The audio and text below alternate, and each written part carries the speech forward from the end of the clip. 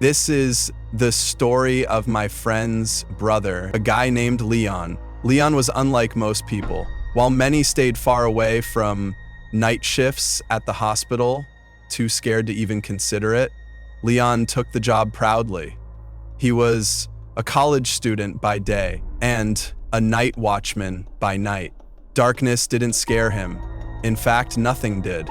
Like every night, Leon came home from college, ate dinner quickly, and headed to the hospital where he worked. By 11:30 p.m., the doctors were finishing their shifts and heading out. The halls began to fall silent, and soon the entire place was empty, except for Leon. His job?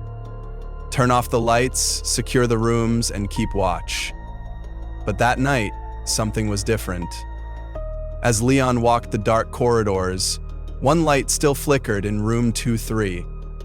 Curious, he stepped inside. There was a patient on the bed, just out of surgery. His eyes were bloodshot, and from his mouth came an awful, rotting stench. It was unbearable. Leon gagged and rushed out of the room, forgetting to even turn off the light.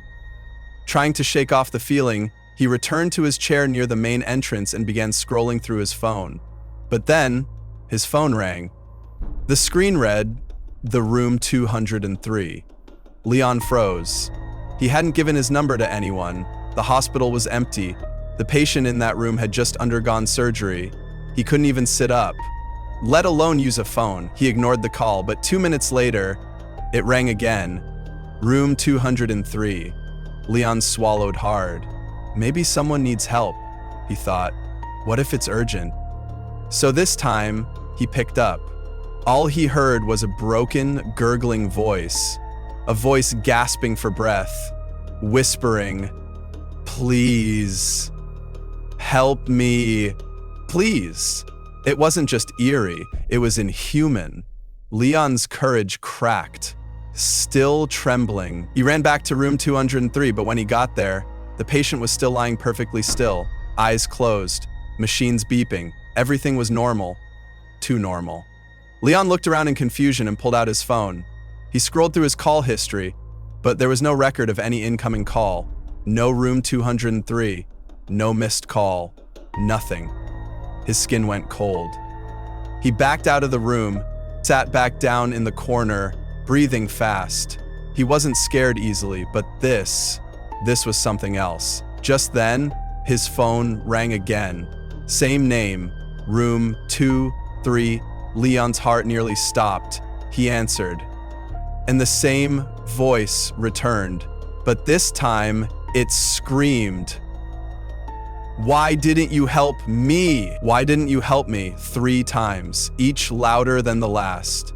Leon began to cry. He wasn't just scared, he was breaking.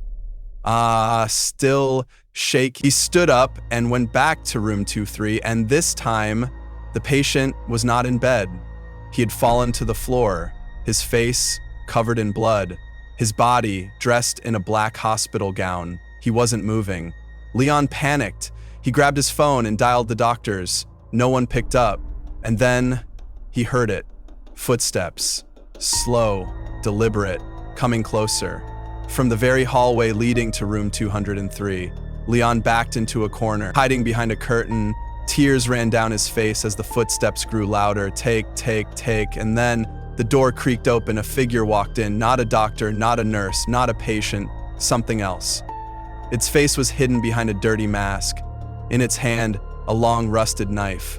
The figure didn't rush. It moved slowly, directly toward where Leon was hiding. Leon covered himself with a sheet. His breath was silent, his body shaking. Then, in one sharp motion, the blade came crashing down onto his head. Blackness. The next morning, hospital staff found Leon unconscious on the floor. Blood everywhere. But strangely, no wound. Not a single mark. He was rushed into a room, given injections, hooked up to IVs. A few hours later, he woke up screaming, "Help! Help! He's coming back! He's coming back!" Doctors rushed to calm him. When Leon finally settled down, he told them everything. About the calls, the voice, the masked man, the knife. But the doctors shook their heads. "There are no missed calls on your phone," they said. "The patient you mentioned is fine, still asleep. Surgery went well, nothing abnormal." Leon couldn't believe it. Everything felt so real. The voice, the pain, the terror, the knife. He stared at the ceiling and whispered, "I swear to God, he stabbed me. I should be dead." But he wasn't. He looked at the doctors and said, "I can't work here anymore. This place isn't what it seems." He packed his things that night, left the hospital, and never returned. Even now, Leon doesn't talk about what happened that night. But one thing is certain, since that night, he's never been the same. He's afraid of the dark, afraid of silence, afraid of rooms with no windows, afraid of room 203. But wait, there's something else. Something truly chilling. My friend, he was riding home one night. Around 3:00, alone, on his bike.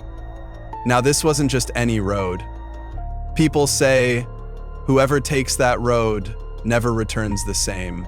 Their lives change forever. Most people don't believe that stuff, but I'm telling you, something is wrong with that road. My friend isn't the kind to get scared easily. He's the "I don't believe in ghosts" kind of guy. So that night he was riding fast, probably over 100 km/h, when suddenly someone jumped right in front of his bike. He slammed the brakes so hard that he lost control and fell.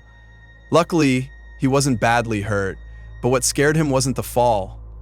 It was the man. An old man, maybe 70 or 80 years old, just standing there in the middle of the road. He looked at my friend and said in a calm, almost eerie voice, "Greater than, why are you riding so fast, son? Don't you know? No one drives here at night, especially not alone." My friend stood up, dusted himself off, and snapped, "Greater than, and who the hell are you to jump in front of me like that? I could have died." But the old man just looked at him and said, "Greater than, this isn't a normal road. Strange things happen here. I'm warning you. Turn back now." But my friend ignored him, brushed it off like some crazy man talking nonsense. He got back on his bike and rode ahead. Barely 2 or 3 kilometers later, it happened again. Another man suddenly standing in front of him. No warning, no sound, just appeared out of thin air. Once again, my friend hit the brakes. Once again, he crashed. This time, his hands got scraped up and his phone went flying onto the road. Furious, he got up and shouted, "Greater than, are you insane? Who the hell just jumps in front of a moving bike?" But then, he looked into the man's eyes and froze. This man only had one eye. Just one. The man stared at him and said, "Greater than, you dare enter our home and threaten us?"